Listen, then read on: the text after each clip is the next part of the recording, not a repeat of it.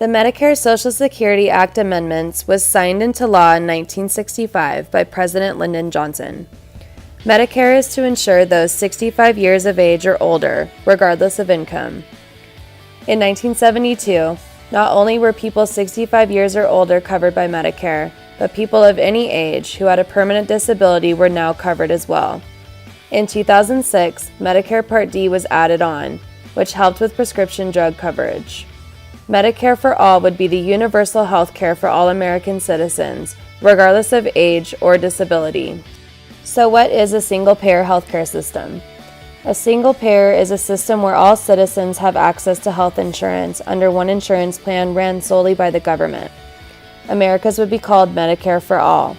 Citizens' taxes may be raised to contribute to funding, and America would be like Norway, Japan, the UK, Kuwait, Sweden, Canada, and several other countries that have universal health care.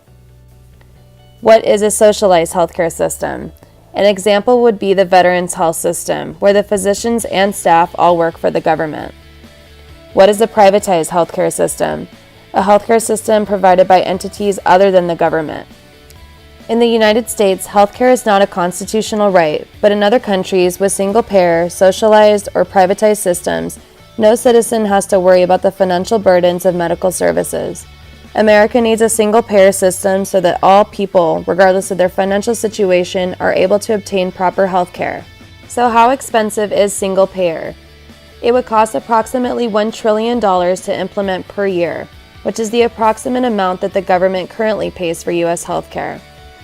The United States spends more on health care than comparable countries. And in contrast, the U.S. has the lowest life expectancy than any comparable countries. Other countries with universal health care strive to prevent disease, where America spends so much money because we don't practice preventative care the way other countries do. In comparison to countries with universal health care, where citizens have to wait on a waiting list for procedures such as MRI, CAT scan, or X-ray, people in the United States are willing to pay for procedures right now. The U.S. spends more on healthcare than any other developed nation in the world. In 2017, Americans spent $3.5 trillion on healthcare expenditures, equating to 17.9% of the national GDP, a 3.7% uptick from the previous year. Other high-income nations spent only 11.5% of their GDP on healthcare and have largely achieved better results as well. To put into perspective, according to the OECD, in 2017, the average American spent $10,224 on healthcare, including $1,443 on pharmaceuticals, whereas in other high-income nations, those figures stand at $5,280 and only $749 respectively. This disparity between the average American and average citizen of any other developed nation exists due to the nature of the free market system, paired with inefficiencies and complications that exist between organizations. Establishing a universal healthcare system would allow the government all the leverage to negotiate pricing structures, making services and medications cheaper, ultimately leading to less spending. A universal healthcare system would also reduce administrative costs and streamline communication amongst organizations, even furthering the reduction in healthcare expenditures. As mentioned, the U.S. spends more on healthcare than any other nation in the world. This includes administrative costs, where Americans spend 8% of total national health expenditures on planning, managing, and regulating our health system, compared to only 3% in the average developed nation. This is due to the American healthcare system being very disorganized and inefficient, as many organizations use different systems and processes. This lack of standardization costs patients their time and money. Under a national healthcare system, there would only be one agency that deals with all things involving healthcare, removing many of the expenses that inflate administrative costs in the current American system. As mentioned, there is a lack of standardization present amongst organizations in our current system.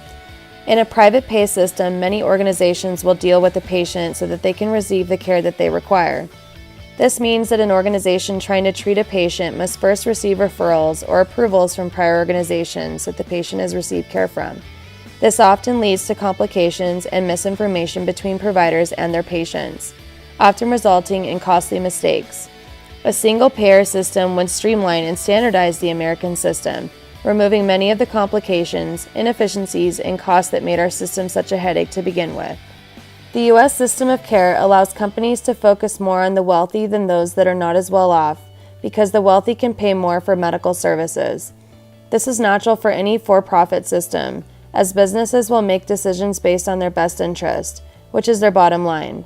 However, as is applied in healthcare, it creates a large disparity between those who can pay and those who cannot, and limits the access that the latter group has to medical services. America is more divided than ever in terms of income, as the top 10% in terms of wealth distribution held more than 75% of the nation's wealth, whereas on the opposite side of the spectrum, low-income adults are 3 times more likely to limitations to carry out routine activities due to chronic illnesses when compared to wealthier individuals. The implementation of universal health care will allow all patients the same access to medical services, and will therefore negate the income disparities that have such a major effect on the health of lower-income patients. Before the implementation of the HCA, many people received care exclusively from the emergency room, as there was little emphasis on preventative care. People would rather wait until the absolute last chance to receive the medical attention they required than to pay money to seek out proper preventative care that could have limited the patient's reason for going to the emergency room in the first place. If healthcare were to become universal and everybody had access to preventative care, not only would there be less of an emphasis on emergency rooms and curative care, but it would also create a largely healthier and happier populace, which could potentially inversely lead to better work as well. With the establishment of universal health care comes increased productivity and staff morale, as well as the ability to reduce work-related illnesses, sick pay costs, and the pressure to cover absent employees. Implementing universal health care would allow everybody, regardless of income, to be healthier and happier, and therefore be more productive at work, a win-win situation for all parties involved. With universal health care comes a stronger emphasis on preventative care, leading to a healthier populace. And this applies especially to children. Children raised in low-income families who cannot afford proper health care are more likely to have risk factors for obesity, health problems, and blood lead levels. In 2016, 19% of all children in the United States lived in poverty, and the lack of access to quality health care has led to these children having higher rates of malnutrition, toxic stress, and other conditions related to poor environmental health. Good health in children paves the way for future success, and having a whole generation of healthy children could do wonders for the future of our nation. Patients contribute to services they do not need. In the U.S., 5% of people are responsible for 50% of the healthcare costs, while the healthiest 50% is responsible for 3% of healthcare costs. Some of the sickly diseases can be prevented, therefore the payers who do not use or need health care feel it is not necessary to be paying for everyone else's. People may not be interested in preventative health care. People who have health insurance readily available may not have the incentive to try to stay healthy. Rather, the financial responsibility is not their own, but of everyone else's. Patients with diseases like diabetes and heart disease may not follow doctors' orders, knowing that they will receive care. It may limit the accuracy of patient care. In the United States, there is a shortage of physicians and nurses. Having Medicare for all would increase the full workload doctor offices already have. This can affect the quality of care for the patient. The physician could rush through the appointment and misdiagnose a patient in order to get them out sooner. Patients may have to wait even longer. Americans are impatient. In a universal healthcare system, wait times can be months to a year or longer, which can lead to further health decline if a patient's health was at risk and not treated in a timely manner. For example, in the United States, we have 26.6 MRI scanners per million people compared to Canada, which has 6 MRI scanners per million people. There are more MRI scanners in Pittsburgh alone than in the entire country of Canada. In a 2015 report, the estimated wait time for an MRI scan is approximately 10.4 weeks. Moreover, the shortage of physicians and specialties also plays a role in wait times. In Canada, for orthopedic surgery, the average wait time for referral to surgery is about 38 weeks.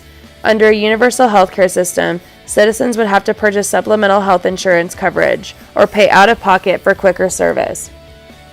In addition to the high taxes they are already paying towards a single-payer system, the U.S.'s current healthcare system is flawed in a way that not every citizen is covered, but overall, Americans still pay much lower taxes and have shorter wait times compared to countries with single-payer system. Doctors' payouts would be limited. Bernie Sanders, Medicare for All could cut payments to providers by 40%. This again may affect the quality of care for patients. Doctors must keep in mind the cost they endure than taking care of the patient. The time with the patient may be significantly reduced so that the billable hours are better, and the test may not always be recommended if the cost is too high and the payout will not cover it. In the past decade, the fastest growing industry of the United States has been in healthcare, and according to Derek Thompson from Atlantic.com, healthcare is now the largest employer. The employment rate has grown 22.7% in the healthcare sector, surpassing other industries by 2.1%. Competition is what drives new technology to develop. With a single-payer system, allocation of funds towards the pharmaceutical and biotechnological industry may be limited, or when there's a breakthrough with effective products or drugs, the profits would be controlled by the government, and consequently it would lessen competition and drive people out of the industry.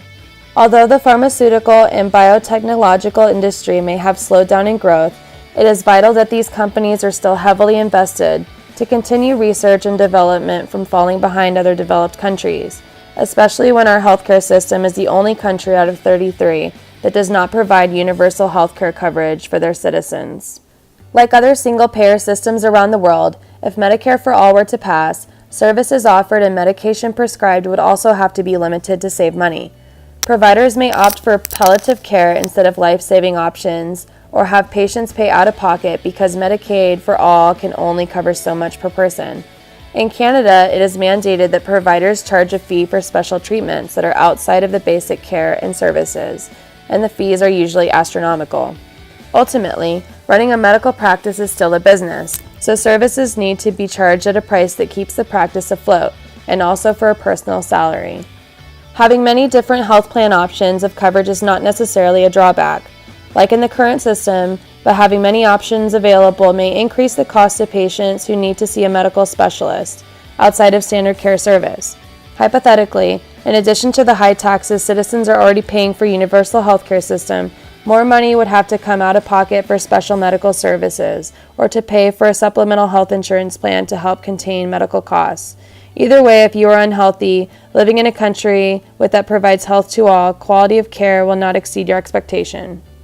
In conclusion, as a team, we have decided that transition to Medicare for All would be advantageous to the future of America. Reducing competition among patients will provide a more equitable and wider access to healthcare, which in turn will help minimize the emphasis on emergency room care and direct more focus on preventative care. Taxation may slightly increase. However, to grow stronger in the future under one proud nation comes with a price that we are all responsible in contributing to.